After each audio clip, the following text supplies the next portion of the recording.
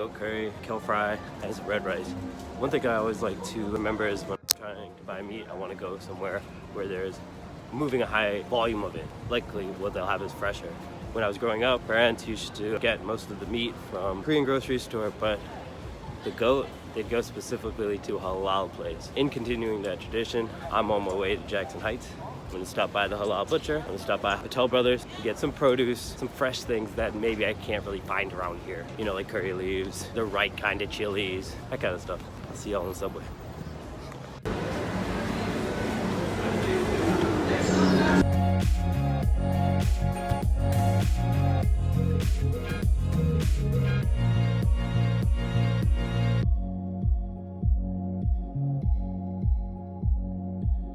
The first place we're gonna head to is Patel Brothers, because I gotta get a bunch of produce, and hopefully this bus won't hit me. We'll stop by this meat shop over here, so I'll see you in a little bit.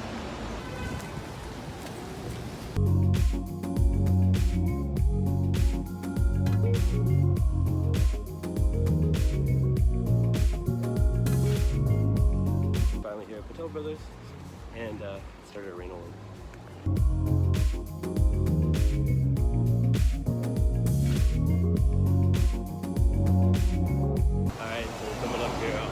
It's just the one near the train station. It looks like it's called Al-Tawaku, but I'm not sure on the pronunciation. Let's go check it out.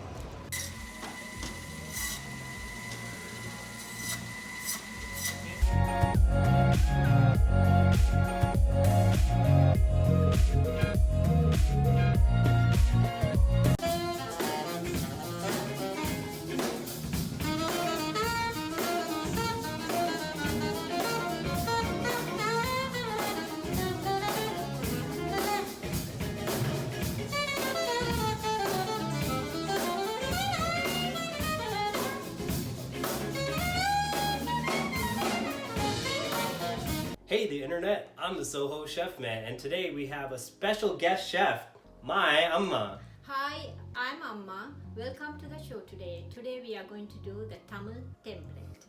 So today we are going to do atta curry, that is goat curry, Keerai with kale, and swappu soru with Kerala red rice. So here are the produce and spices for the Keerai, or the kale. And then for the atta curry, so we have some white onion, black mustard seeds, cumin, fennel seeds, dried whole chilies. So that's for the kale. And then for the goat, fenugreek seeds, cinnamon, black cardamom, curry leaves, and lime. We also have this red onion, ginger, green chilies and garlic, turmeric, curry powder, salt, and Amma's special 5-spice. So we have a pan here on medium heat.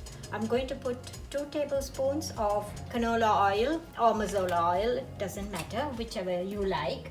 And then we are going to add the onions. And when the onions brown, we are going to add the spices.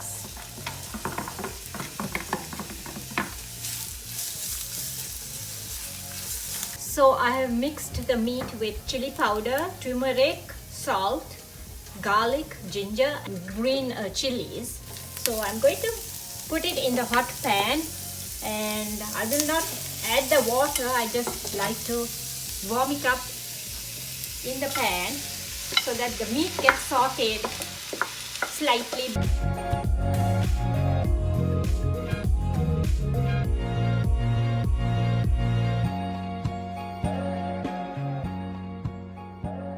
So we have browned the meat now, and it's time to add the water. When you cook meat, heat should be medium, not high, because then it toughens the meat. It might take a little bit longer to cook, but you get very tender, tasty meat curry.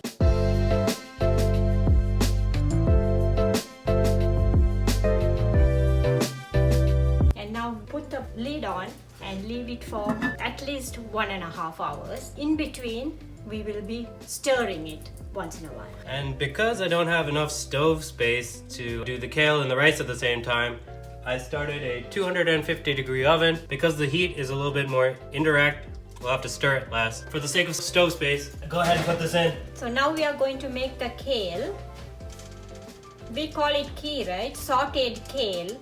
So 2 tablespoons of canola oil, the oil that is vegetable oil, but it's healthier. Canola or mazola is healthier. And some black mustard seeds. And we wait till they pop. Mustard seeds are popping now, so I'm going to add some jeera and some fennel seeds.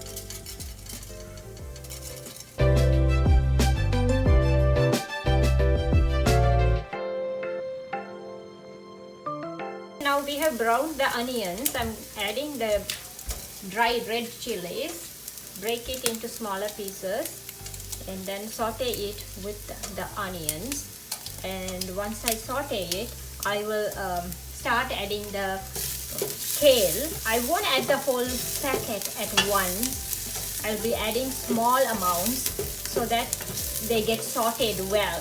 The ideal vessel for doing this would be a wok, and the heat should be high so that the kale gets sauteed and it doesn't get cooked and the water never comes out, so it will be dry.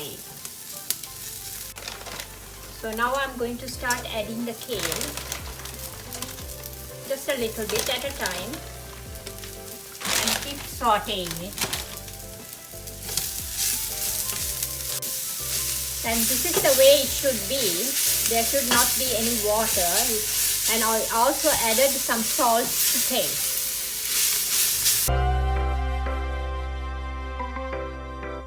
So this is the red rice. We washed it and we got 1 part of rice and 3 parts of water. And we are going to bring it to a boil. Once you bring it to a boil, reduce the heat to low and close it.